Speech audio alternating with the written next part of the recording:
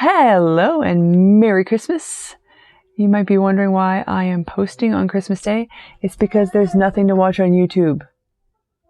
Nothing. So you're welcome.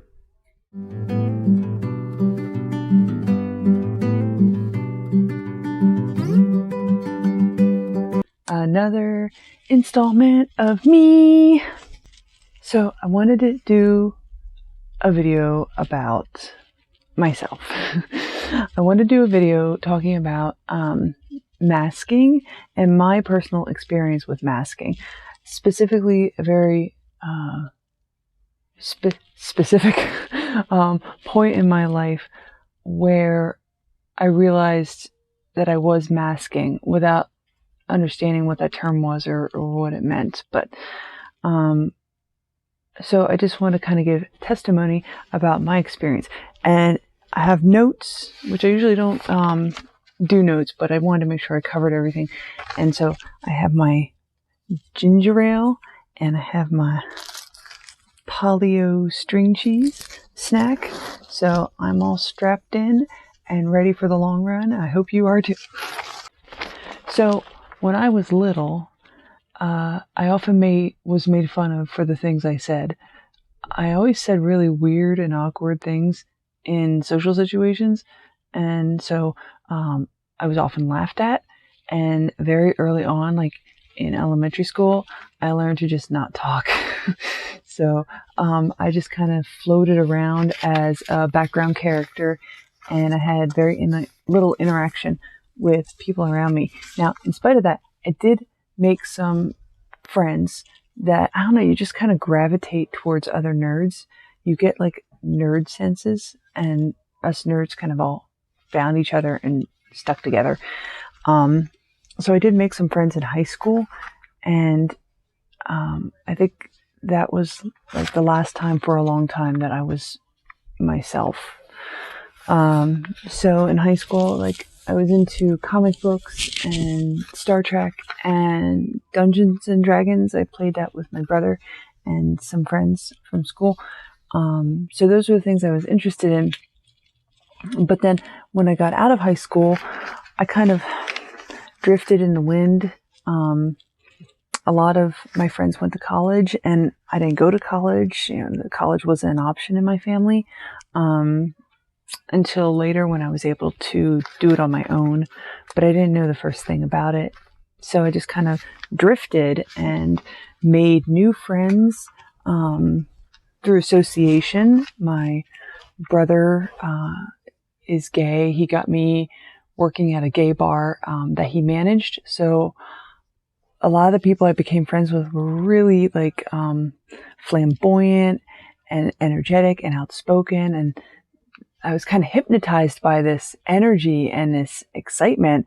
But I was also very content to just watch and not really get involved in it. So I became very introverted, and I didn't really talk to many people about the things I was interested in.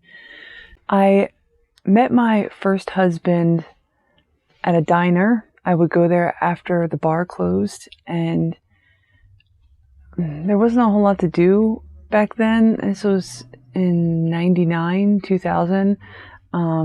Everyone just kind of hung out at Eaton Park, the 24-hour diner, and that's where he was with his friends. So I kind of met him there. He was interested in some of the things I was interested in. He's a bit of an adult child. He liked Magic the Gathering and tabletop board games, which is cool. I still do a lot of tabletop gaming now, but Dungeons and Dragons, we had common ground there. We played a lot of Dungeons and Dragons together. So anyway, we kind of hit it off, and I got involved with him, and then I got pregnant. So we got married. We got married when I was 6 months pregnant. And after Kim was born, like, any you can, their parents know, like, your life changes, and the party was over. At least, a new party began, and it was a great thing. But we had to be adults, and he wasn't really ready to be an adult. The problem was we fought a lot then because I changed for her sake. I adapted for her sake. And he didn't want to change. He wanted to keep going the way things were. So we would fight. But when we fought, he got really like verbally abusive. He was really nasty towards me. He would say a lot of mean things about me. And it kind of got me closed off again. So we ended up, unfortunately, separating before she was even a year old. I just couldn't take all the meanness from him. And after we separated, I went through a lot of just fickle relationships. There was a lot of flings, like things that I thought were going places and were not serious at all for the other party involved, and I guess that's normal now, but it wasn't normal for me. And it's very stressful to try to develop a relationship with somebody new, any type of relationship. It's easier to do in a work situation, but just trying to make friends or make potential relationships, like online dating and all that stuff, it was very difficult to deal with for me.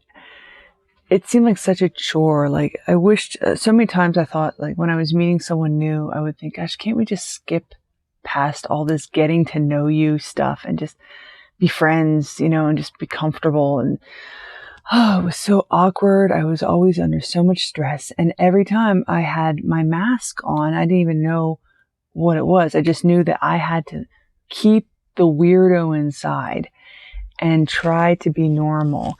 And it was so exhausting. By the end of the encounter, I just want to go to bed. It's not like I didn't look forward to doing it. I didn't look forward to meeting anybody, even though I kept going through the motions and setting up encounters, going on dates. I hated doing it. And it would stress me out from the beginning, from the morning leading up to it, through the whole day, through the day, to the end of the day, to, that night. I was just relieved it was over and wanted to crawl under the blanket and just be at peace with myself and stop trying to pretend I was something else. I wasn't really. So I was really excited when a friend, I ate my string cheese without stringing it.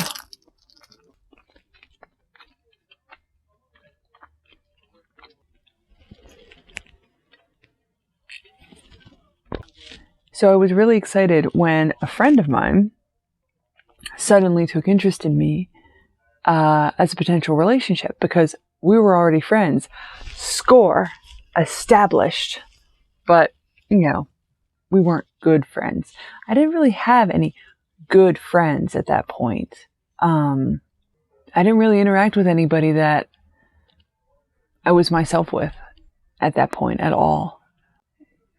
Even though it was nice dating somebody that I didn't have to try to get to know, we already knew each other, we were friends for quite a while, I was still completely masked up. The mask was there. And it just seemed easier to kind of forget the person I was when the mask wasn't on and just put that person away, dump them down a hole and leave them in the dark and just be the mask. And that's kind of what I turned into. And we were together for 4 years before we got married. And that whole time I was just completely agreeable to everything he said. It's like, whatever you wanted to do, that's fine by me. I just want to make you happy. I just want to see you happy. I am happy knowing that you're happy. And that's all that I need in this world, is to know that you're happy. That's how I felt. So things kind of started to go awry, though, right after we got married. Suddenly, I wasn't playing Dungeons and Dragons anymore. I was going on hunts. I was wearing camouflage and shooting guns and playing paintball. And I don't know who I was. These weren't things I ever had any interest in before. But I was doing them because they were the things he liked to do. He was a very man's man. He liked, guns and beer and scantily clad women. And that was his thing. I just went along with everything he wanted. To the extent that I was often overlooked. In fact, I co-signed a deed for a house I hadn't even seen yet before we moved into it. I hadn't even looked at it, and I had already co-signed the deed to buy it because it was the house he wanted. And when we decided to get married, it wasn't that he asked me or anything like that. We just kind of laid in bed one night and had a discussion about it and decided, yeah, maybe we should get married. Isn't that romantic? Anyway, he wanted to go on a honeymoon, and I said, I've never flown anywhere. My family was very poor growing up, so we didn't really have any vacations at all. And I told him I don't want to travel very far.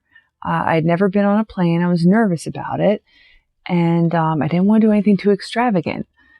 So he booked a hunting safari in South Africa, which was a 24-hour flight.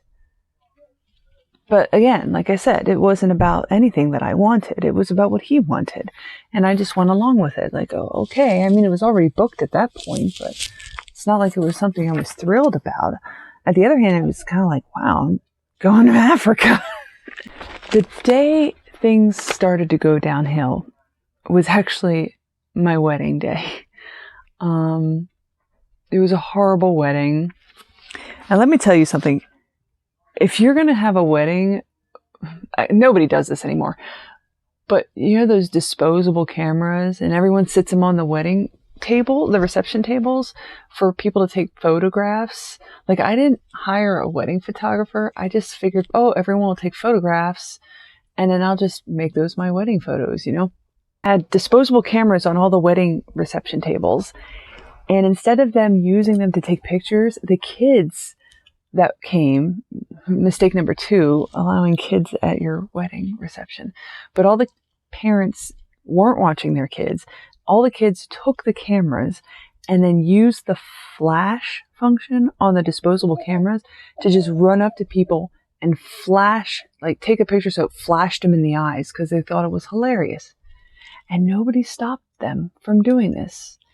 And they went through like 10 cameras flashing people in the face, and everyone just left. Like, I ended up telling the DJ to just pack it up and go home, because after an hour, everyone left the wedding reception. They ate and just left. And the only people that remained were like 4 of my husband's friends. My whole family bailed. 4 of my husband's friends remained. And like, we were leaving the next morning to go to Africa, and we needed to have the reception hall cleaned before we left, or else we wouldn't get our security deposit back. And there wasn't a lot that needed done. Like, at that point, the tables were all put away. We just needed to kind of sweep and take the trash out. But they didn't want to do any of that. They just wanted to drink. So they all sat around and drank while I was in my wedding dress cleaning the reception hall. And they all just kind of made fun of me. Like, they thought this was hilarious. And my husband kept taking pictures. There's like 10 pictures of me sweeping the reception hall in my wedding dress. And nobody helped me. So that really stuck with me. I'll never forget that. Like, that's kind of damning as a spouse to do that to someone. So that bothered me. And also my brother, who was the only person that I was close to at this point, who I considered a friend, didn't even come to my wedding. I think he thought it was on a different day. He just didn't even show up. So I was pretty bummed out come next morning. And then I had to go on this 24-hour flight. It was super anxiety inducing, like literally 24 hours. And you land halfway to, like you landed on this island in the north part of Africa to refuel. So we landed the plane, and then all these guys with guns came on and just kind of walked around and looked at things and wanted to see if anyone was suspicious. And we had to sit there while they fueled the plane, and these guys walked around with their guns, and we weren't allowed to get up. We weren't allowed to leave the plane and stretch. We weren't even allowed to stand. We had to stay in our seats and wait for the refueling to be done, and then they took off again, and then we could stretch after we were back in the air. But it was so claustrophobic and anxiety inducing. It was a miserable time. Like, I watched a ton of movies, but I couldn't sleep at all. For 24 hours, I couldn't sleep because I just wanted off that plane. It was just horrible. And then when we landed, we had to drive to get to the safari. We had to be driven another 2.5 hours on gravel roads. You know, just it was just a miserable experience. But even that didn't break me. What really did me in was 2 days later. So we sat on the back of this truck. You know, it was a pickup truck with an open bed, and on the bed there were these benches that you sat on with your guns in the gun rack in the front. Gosh, I can't even believe I did this anymore. Can you imagine me, safari hunter, safari hunter Sarah? Anyway, so we were sitting on the back of the bed, you know, driving around in this truck, just looking for stuff to kill, And you have a hunting guide with you. You can't hunt in Africa unless you're on a safari, like in a ranch with a guide. So he spotted some zebra, and you know, my husband didn't even have it in his mind to shoot a zebra, but once you get over there, it's like, oh, a zebra? Oh yeah, I'll shoot that. I'll shoot anything. You know, it's just, I don't know, like you can't even think straight. You just want to kill whatever you can find, basically. At least he did. I'm not talking for myself. I was there more as an observer. But anyway, so he saw some zebra, and the guy's like, oh, you want a zebra? And he's like, well, yeah, sure, I want a zebra. I'd love a zebra. So they park the truck, and he's like, okay, you wait here. We're going to go stalk the zebra and see if we can kill one. And we'll be back. So they left me. And I had an MP3 player, because this was like 2001 or 2 or something. I had an MP3 player, which I listened to some music, and I was fine until the MP3 player died. And then I had nothing to do. And so I sat in the heat on the back of a truck being driven by a man from Zimbabwe that doesn't speak English and isn't even native to South Africa for 4 hours. They left me there for 4 hours. Well, the Lord puts us in the places that we're in for a reason. And at that time, I was miserable. But you know what it did? It forced me to have a discussion with myself. And suddenly, I was thinking, what the hell am I doing here? Suddenly, I realized there was a mask. And when I took it off,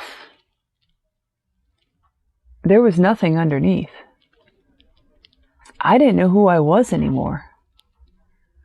I literally sat there and thought, what am I interested in? What are my hobbies?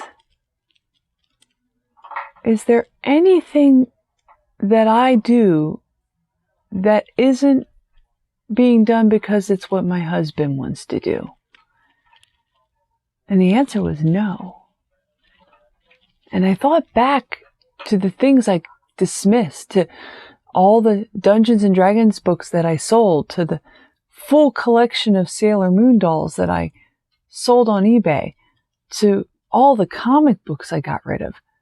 I thought back to the person I sold or gave away to be normal. And I didn't want to be normal anymore.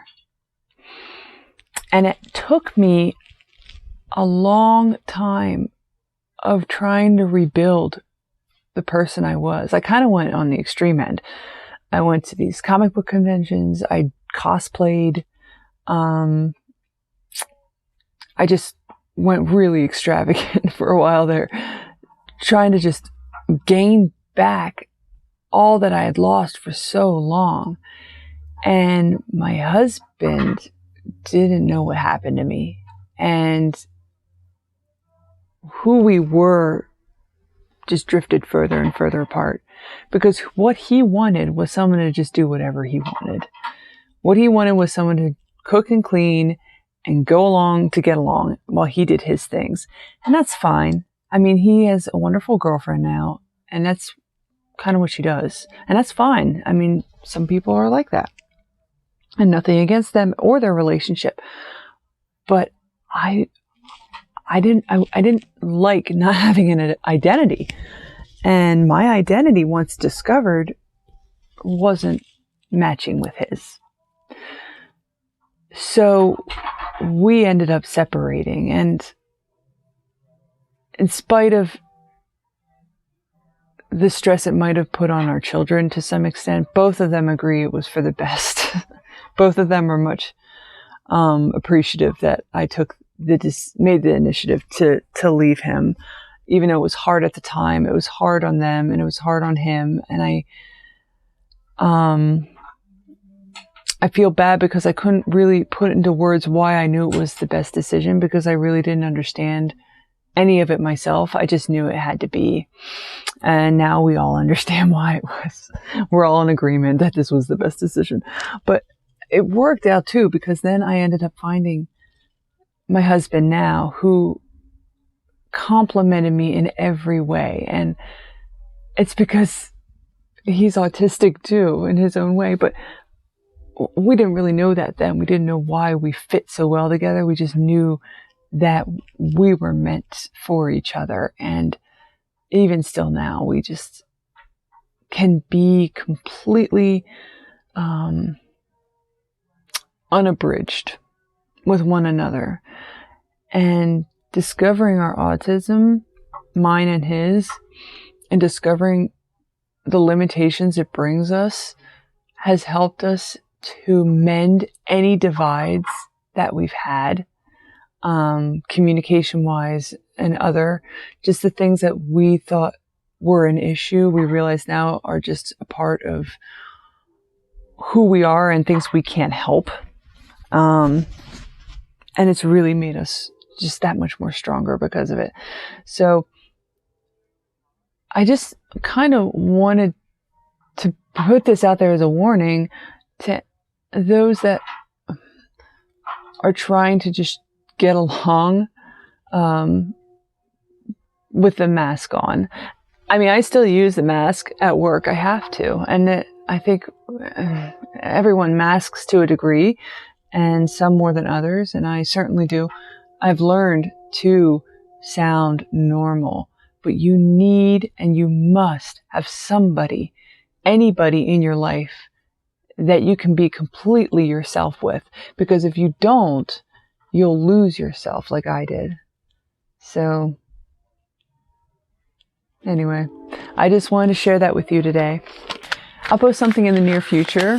My whip parade is coming up next, so I'll post that in a couple days. But thank you for listening to all this, and I will see you in the next video. Bye!